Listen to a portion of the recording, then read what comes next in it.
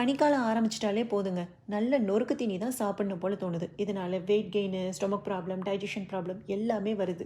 வாரத்துல 2 நாள் மார்னிங் இப்படி செஞ்சு சாப்பிட்டுட்டோம்னு வச்சுங்க, வயிறு நல்லா ஃப்ரீயா, ரிலாக்ஸா இருக்கும். 4 இன்கிரீடியன்ட்ஸ் தான். ஆனா டேஸ்ட்டு அட்டகாசமா இருக்கும். 1/2 கப் பச்சை பயிறு எடுத்துங்க. 1/2 கப் சாப்பாடு அரிசி எடுத்துங்க. என்ன அரிசியா இருந்தாலும் ஓகே தான். 2த்தையும் நல்லா வாஷ் பண்ணி எடுத்துட்டு வந்துக்கலாம். அட்லீஸ்ட் 4 வாட்டியாச்சும் தண்ணி ஊத்தி வாஷ் பண்ணீங்க. பச்சை பயிர ஊற வைக்கணுங்கிற அவசியம்லாம் கிடையாது.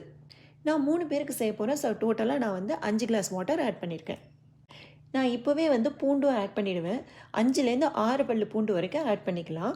எனக்கு வந்து எல்லா பூண்டு பல்லும் பெருசா இருந்ததுனால, நான் கொஞ்சம் சின்ன சின்னதா கட் பண்ணி ஆட் பண்ணிக்கிறேன். அது கூடவே ஒரு 1/4 ஸ்பூன் வெந்தயமும் ஆட் பண்ணிங்க. நான் வந்து உப்பு எப்போ போடலாங்கிறத வந்து சொல்றேன்.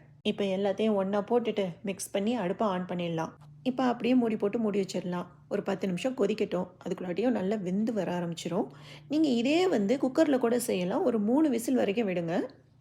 பாருங்க நல்லா வெந்து வந்துருச்சு. இப்போ நம்ம ஒரு 1/2 டேபிள் ஸ்பூன் உப்பு ஆட் பண்ணிக்கலாம். தேவைன்னா கொஞ்சம் கூட நீங்க ஆட் பண்ணிங்க. நான் 1/2 மூடி தேங்காய் திருவி வச்சிருக்கேன். அத ஆட் பண்ணிக்கலாம். உங்களுக்கு வேணான்னா ஸ்கிப் பண்ணிடுங்க. ஆனா தேங்காய் சேர்த்தீங்கன்னா ரொம்பவே டேஸ்ட்டா இருக்கும். தேங்காய் வந்து வயிறுக்கும் நல்லதுன்னு சொல்லுவாங்க. தேங்காய் ஆட் பண்ணிவிட்டு நல்லா எல்லாத்தையும் சேர்த்து மிக்ஸ் பண்ணி விட்டுடுங்க. அடுப்பில் 2 மினிட்ஸ்லாம் சிம்மில் வைக்கணுங்கிற அவசியம் கிடையாது. உடனேவே நீங்கள் அடுப்பை ஆஃப் பண்ணிடலாம். அந்த சூட்லேயே அது நல்லா வெந்துடும். அவ்வளோதான். ரொம்பவே எம்மியான ஹெல்தியான நம்ம கஞ்சி ரெடி ஆயிடுச்சு. இதுக்கு பெஸ்ட் காம்பினேஷன் ஊறுகாய், தேங்காய் துவையல், தொக்கு, வத்தல் எல்லாமே நல்லாயிருக்கும். செஞ்சு சாப்பிட்டு பாருங்கள். தேங்க்ஸ் ஃபார் வாட்சிங்.